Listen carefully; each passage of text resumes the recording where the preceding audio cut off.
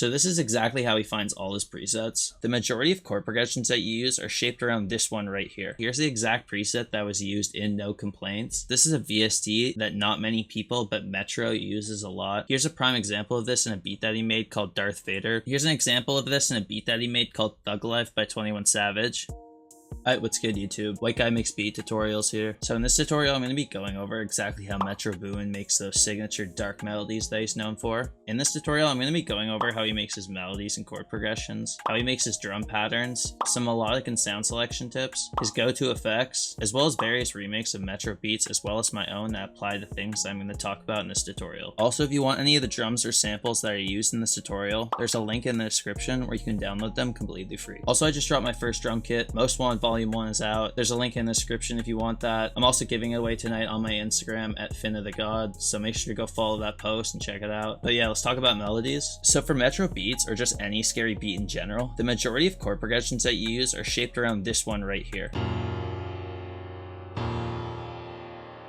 It doesn't need to look exactly like this. You can move the notes around however you like, but in general, this is the structure that sums up all of his chord progressions. Because there's lots of connections between the chords and all of his chord progressions, meaning that there's usually notes that don't change between two chords, except for at least one note, which will almost always have tension, meaning two notes right here that are playing one semitone apart from each other. And to make it more interesting, he'll just add other chords around it and make more complicated progressions, slice it up a bit to give it more rhythm, or he might just not even use chords in general. He just might make a melody that follows this same general structure, or he might stretch the chord progression, flip it around. It's more the structure that's important than copying this exact progression. Also, in some cases, he might not even use the same amount of notes. He might just use two. The only other progression he really uses is this one right here. This is more of a melody, less so than a progression, but you can turn it into one by just adding your own notes around it, rearranging it, flipping it, and just making it unique. On top of tension, black keys are super important for that evil vibe that we're going for. That's why practically every single scary Metro beat or scary beat in general is in the C sharp minor, D sharp minor scales. Also, these two scales are in lower octaves, which is perfect for these types of rappers you hear on these beats like Offset and 21 Savage, since they don't have to force out high notes to get all melodic, and that's generally where their voices sit. That's also why more up-tempo sung out rap songs are generally in higher octaves. You see examples of this like in all of his beats: Drip or Drown, No Complaints, Nightmare, Rap Save Me, or just some off the top of my head. And as for lead sounds, or any sound in general that he introduces into the beat, Metro keeps it as generic as possible. And I explained this in the structuring tutorial when I broke down X, which is another beat that he made. When he introduces new sounds into the beat, he keeps them as generic as possible, because bringing in like crazy melodies that have a lot of rhythm are just gonna throw the bounce off of the beat entirely and ruin it altogether, and Metro understands this. Like for example, in this Metro beat that I made, there's like this pluck sign bell that gets introduced later in the beat, and as you can see here, it doesn't really have like any rhythmic qualities to it whatsoever, and that's perfect because, you know, if you add rhythmic quality, it's gonna throw the entire beat off.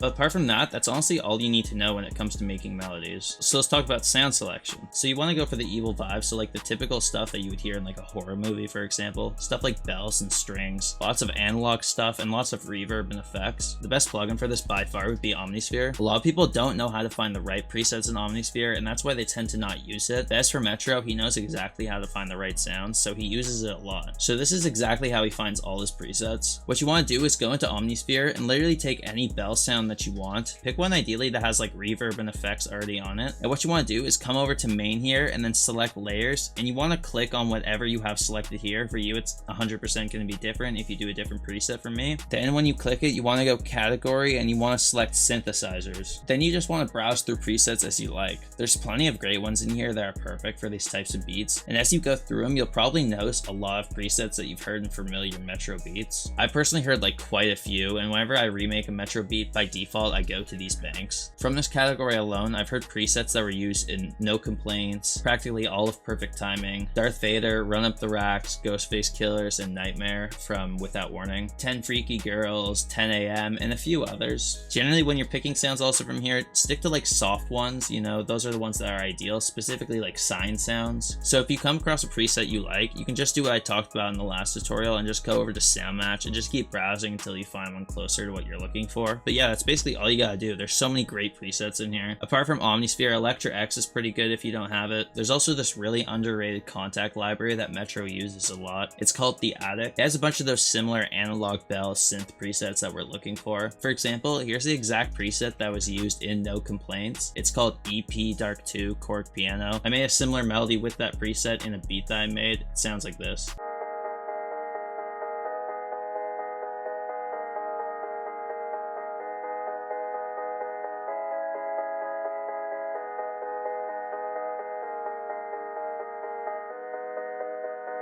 And as for effects, it has this preset in hardcore called Banjo Like on it, which speaking of, let's talk about effects. So starting with melodic sounds, this is a VST that not many people, but Metro uses a lot. Metro uses hardcore really as a way to make sounds stand out more in the mix. He doesn't really use the distortion though, more so than he uses the EQ and the effects like reverb, choruses, and delays. This is especially useful when you have two melodies overlapping in the same octave, as that can cause overlay and muddiness in your beat, so you can distort one of those sounds to make it stand out over the other. There's actually a Southside Live where Metro is making a beat in the background with a piano, and you can hear him actually applying this preset. Here's another effect that he uses a lot. It's called Effector. He specifically uses this for the filter and distortion knobs, mainly on his bass sounds or certain melodic sounds. For example, here's another beat that I made. The original bass line that I laid down without the effects sounds like this.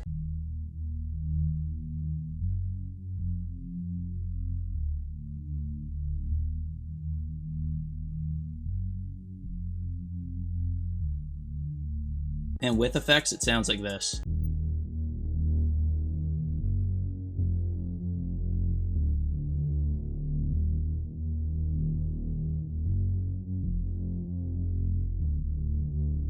So since the progressions and melodies are so basic and filled with reverb, you want to focus on using effects that'll give your melodies more movement. A prime example of this is in practically every beat except for Runnin' that you hear on Savage Mode 2. You'll hear Metro use specifically Effectrix on a lot of his drums and melody sounds, because most of the melodies in that project are just basic samples with subtle reverbs that make it a little more muddy, or just simple 2-chord piano progressions that don't have a lot of rhythm to them. Another plugin that helps a lot with this is Gross Beat. It's the same general idea in terms of the effect and its usage. One part about that's super underrated though is the volume automation, because a lot of people don't know how to use it. You want to turn down the mix knob here until the gate effect that you get from using it doesn't stand out too much, but rather just makes it sit in the background to give it more bounce and rhythm. Here's an example of this in a beat that he made called Thug Life by 21 Savage. He uses the reverse effect from Gross Beat, and he has this subtle gate effect that just sits in the background. The reason this works as opposed to just reversing it normally in FL Studio is that the sample used in Thug Life wasn't even stretched to be on time. Like the beat tempo itself is 132, but the sample tempo that he used is 101. So had he done it through FL Studio, it wouldn't have worked because the sample would just been completely off time. This is something I talk about in the Wheezy tutorial. He also, just to note, uses hardcore as well on this sample just to make it stand out more and make it sound like it was more analog. So before all these effects, the sample sounds like this.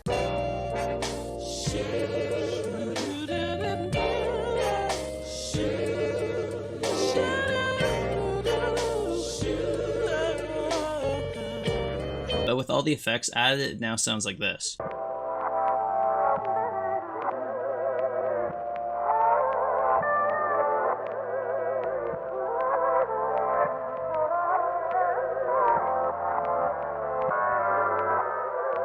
As for effects on drum sounds, he uses a lot of reverb on his drums, specifically the hi-hats, and like I was talking about earlier, he uses a lot of Effectrix as well, just to give it a bit more rhythm. Here's a mixing preset that comes out of my new kit that applies both these things. Without the reverb, it sounds like this. And with effects, it sounds like this.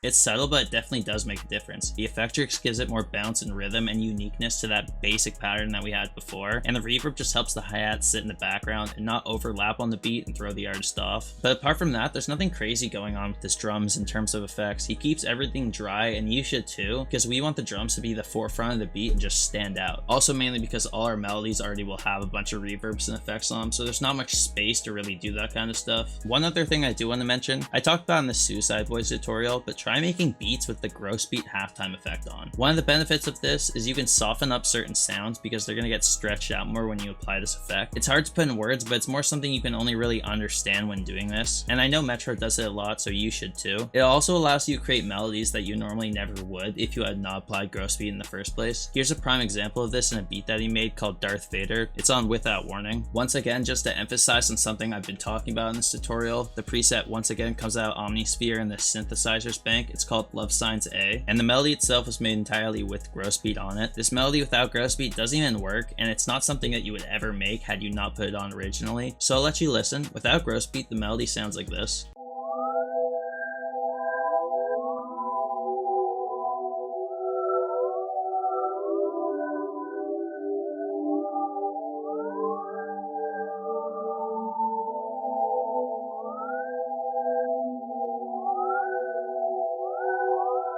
But with gross beat, it sounds like this.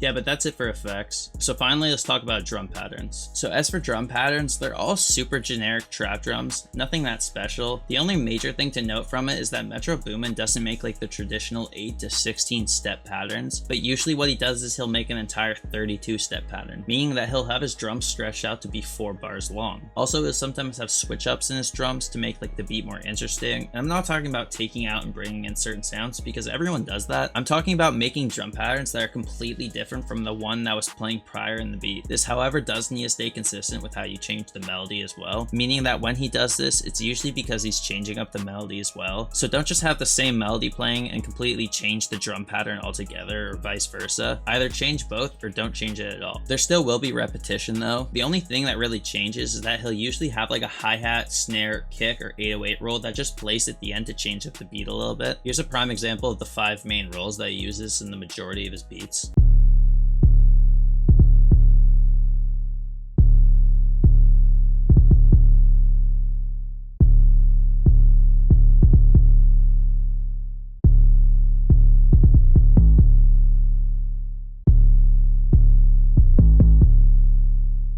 But this is the biggest thing to note from this entire tutorial. Metro uses the same drum pattern when making multiple beats. So what he'll do is he'll save a template version of a beat with a good drum pattern that he likes, and then he'll make a completely different melody over the beat itself with the same drum pattern. He might change 1 or 2 sounds and or the pitch to make it a completely new beat. You can actually hear a prime example of this in that one video where Travis Scott and Metro Boomin are making Skyfall. If you notice, the first beat that he makes has the exact same drum pattern as the Skyfall beat that they make later. Also, if you seen any of those Southside Shows the Screen clickbait videos, you'll notice that his project names are usually something like Icy 47, Diamond 66, Session 51. The reason that you see those numbers at the end is because he's constantly resaving the project with the save as option, which when you do that, it'll just save it automatically by the same name as the original beat, but it'll just put a number at the end. Also, Cassius J literally confirmed this to be true on the Producer Grind podcast, so shout out to him. Yeah, but that's it for this tutorial. Honestly, I wish I could have more time because there's just so much stuff to cover about Metro. Make sure you go get the Most Wanted Volume 1 drum kit and mixing kit. It's full of all the drum sounds, mixing, mastering, and effect presets that I've been gathering over the past few years. A link is in the description. Also follow my Instagram at FinnaTheGod. I'm giving away 3 or so copies there, 1 after every video I post, 1 tonight specifically, so go follow that. Let me know what you want me to do next. I put a straw poll in the description that you can use to vote just to make things a little bit easier. I didn't add drill, nick, or melodies to it because that's what I plan on doing next. But yeah, make sure to like, subscribe, and peace.